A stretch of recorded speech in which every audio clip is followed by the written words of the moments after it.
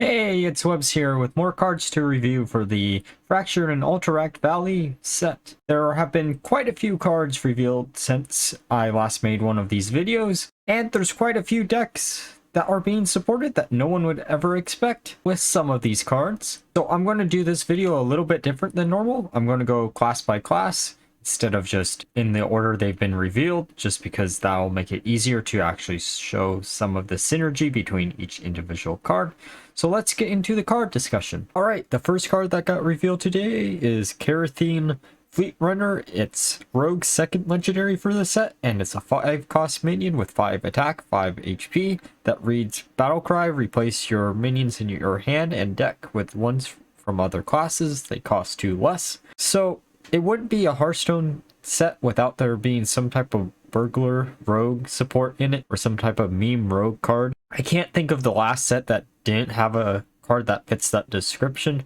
However, with this one in particular, I don't know how bad this is actually going to be, because being able to get a lot of other classes minions out for 2 less could be, in theory, really powerful. It just depends on which ones you're actually generating. There's probably going to be some breakpoints that people will figure out which cost units are actually the best ones to actually run with a card like this.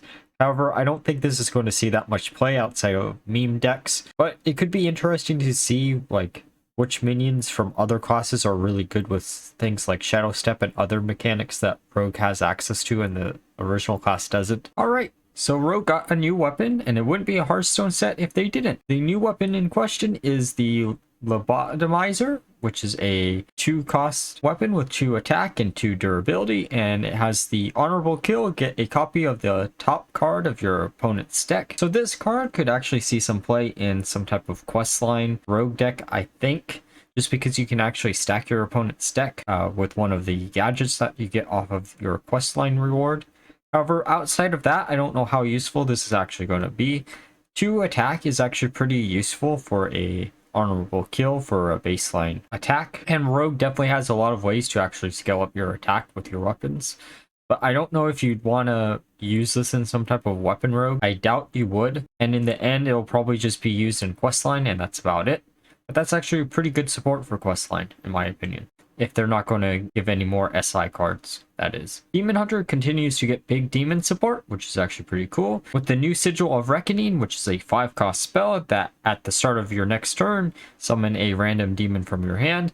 So this card actually allows you to get out big demons pretty easily for a lot less than you normally could. This, like most of the other big demon support that Demon Hunter has been getting, really just depends if the deck actually shapes up to actually be competitive. Between this, Vander, and Urzel Giant, I think the deck actually is shaping up to be something meta relevant. It just needs 1 or 2 more support cards to make it finalize in a meta relevant deck, and I'm looking forward to actually playtesting a big Demon Hunter deck once I get Vander.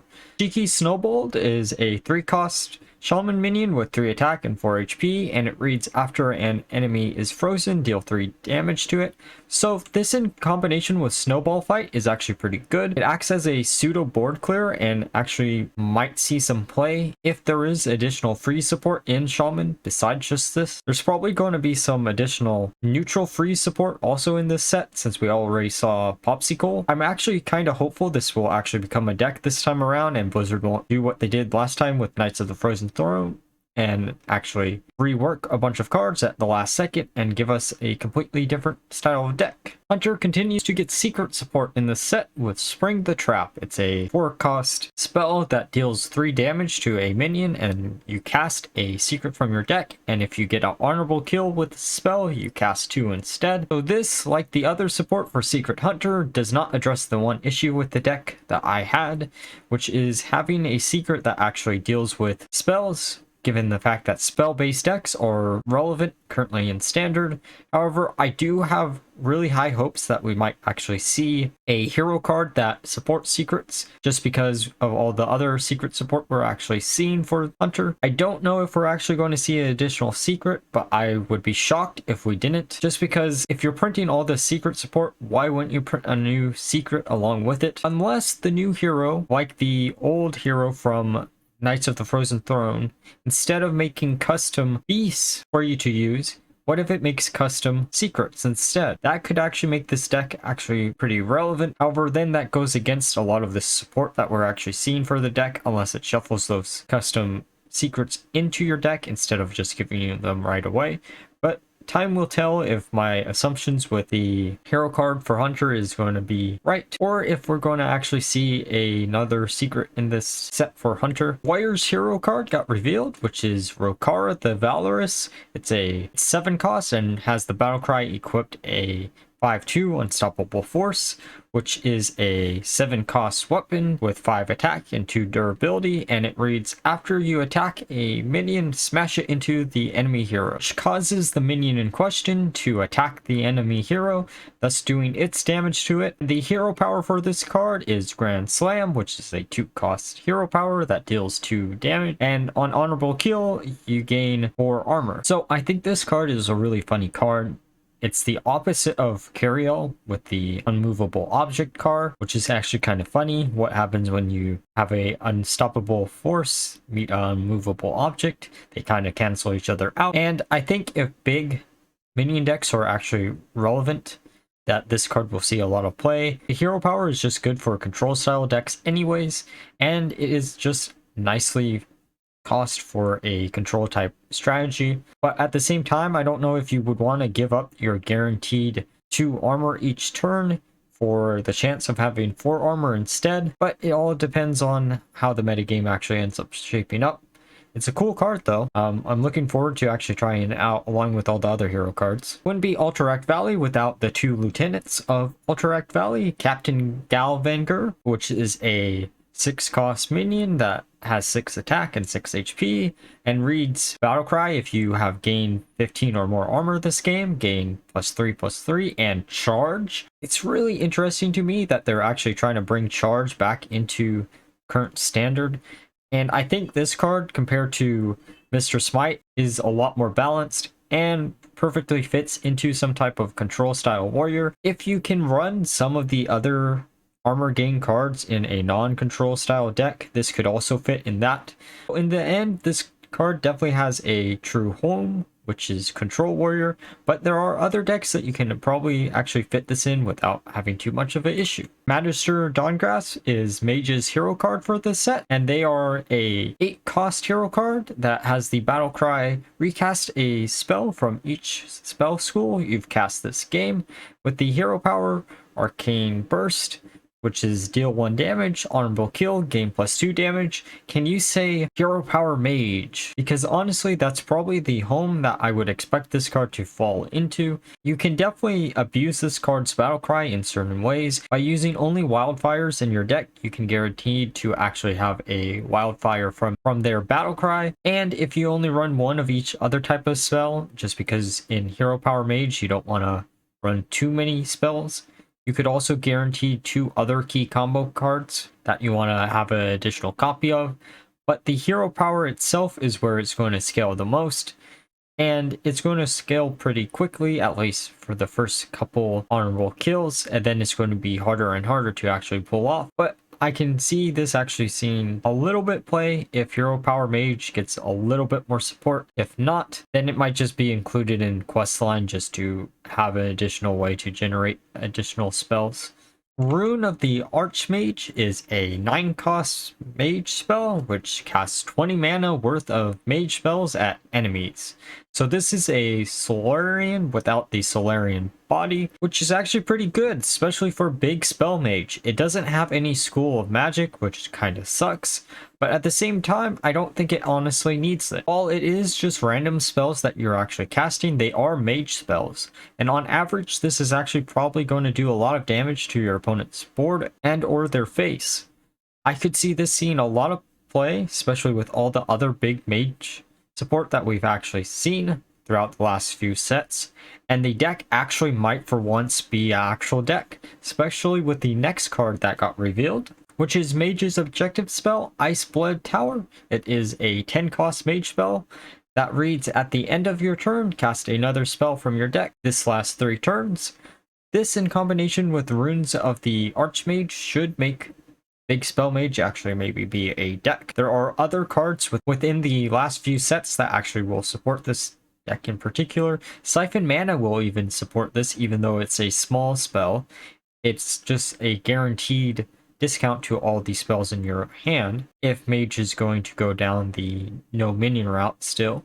But I think Big Spell Mage is probably going to use a lot of minions since it does have a lot of support in forms of minions. And the theme of Big Spell Mage actually using minions is continued with the next card that got revealed. The card in question is Mage's other legendary for the set, which is Belinda Stormhearth, which is the other lieutenant for Alterac Valley and the Alliance lieutenant actually. She is a 6 cost minion with 5 attack and 5 HP, and she reads Battle Cry, draw 2 spells, swap their costs with this minion's stats, which means both of the spells that you're going to draw into are going to be either discounted or increased to the cost of 5, and then she's going to get an increase from whatever cost that they have, depending on how big the spells actually were.